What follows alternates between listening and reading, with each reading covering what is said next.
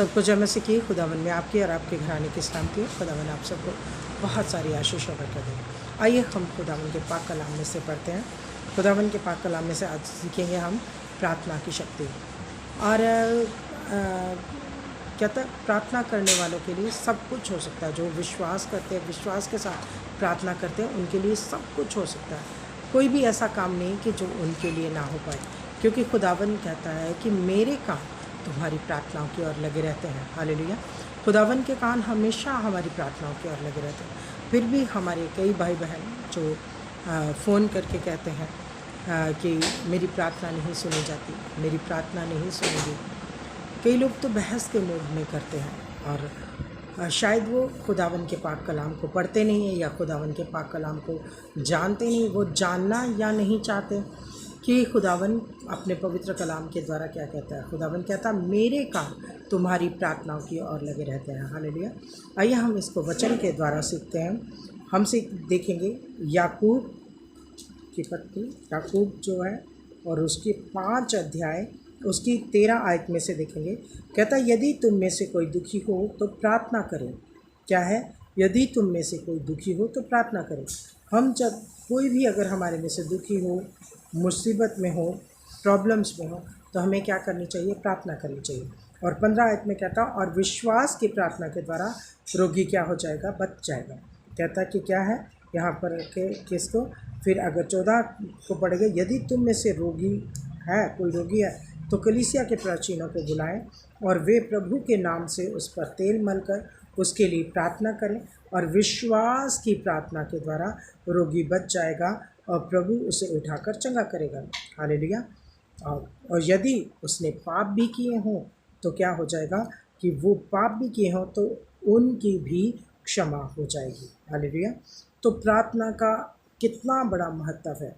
कहता धर्मी जन की प्रार्थना के प्रभाव से बहुत कुछ हो सकता है। हालेलुया। कहता कि जो कोई अपने पापों को मान ले और एक दूसरे के लिए प्रार्थना करे कि जिससे चंगे हो जाओ। हालेलुया। ये सारा जो है, ये जब अगर इसको 13 से 30 तक हम पढ़ते हैं तो सचमुच हम प्रार्थना के बारे में पढ़ते हैं। खुदावन, इसका मतलब हमारे जो खुदावन ने अपना पाक कलाम कहा है कि मेरे कान तुम्हारी प्रार्थना की ओर लगे रहते हैं। बहुत से विश्वासी भी कई बार प्रार्थना करते हैं और तो कहते हैं कि हमारी प्रार्थना तो सुनी नहीं गई।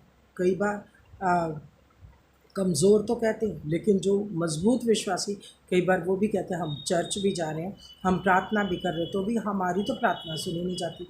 तो मैं आपसे एक बात साफ कह देती हूँ कि खुदावन का पाक कलाम जो कहता है वो आपको एक बात साफ जाहिर करता है कि मेरे कान तुम्हारी प्रार्थनाओं की ओर लगे रहते हैं।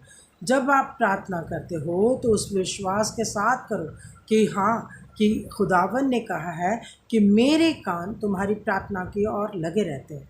हालेलुया। तो जब हम प्रार्थना करेंगे तो वो अपने कानों को हमारी प्रार्थना की ओर लगाए रखेगा। वो तो यहाँ तक उसने कहा कि जब तुम भूले भटके फिर मुझसे प्रार्थना करोगे तो मैं तुम्हारी सुनकर तुम्हें उत्तर दूंगा। वो तो यहाँ तक कहता है कि हम भूले भटके, अगर हम भूले भटके हम फिर कहीं गिर जाते हैं या कुछ ऐसा, तो फिर हम भूले भटके फिर कहीं आकर खुदावन से कहते कि खुदा हमें क्षमा कर, खुदावन हमें माफ़ कर, हमसे गलती हुई, तो खुदावन क्या करेगा? उन प्रार्थना को सुनेगा।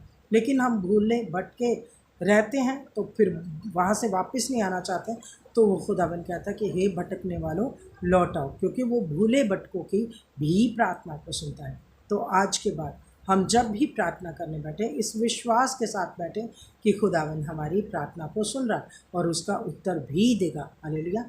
कभी भी ये ना कहें कि मेरा ये काम नहीं हो रहा, क्योंकि जब हमने बाइबल नहीं पढ़ी थी तब हम सब ये चीज़ें कहाँ जानते थे कि प्रार्थना करेंगे तो खुदावन हमारी सुनेगा। लेकिन जब आप बाइबल पढ़ लेते हो, जब हम बाइबल पढ़ लेते हैं, तो हमें विश्वास होना चाहिए कि हमारा खुदावन जीवित खुदावन है और सुनने वाला परमेश्वर है।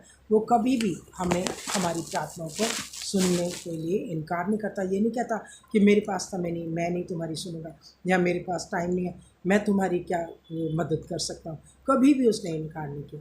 और आज के बाद जब भी हम अपनी प्रार्थना को रखें तो इस विश्वास के साथ रखें। हालेलुया। कल फिर एक नए कलाम वचन के साथ हम फिर से जुड़ेंगे।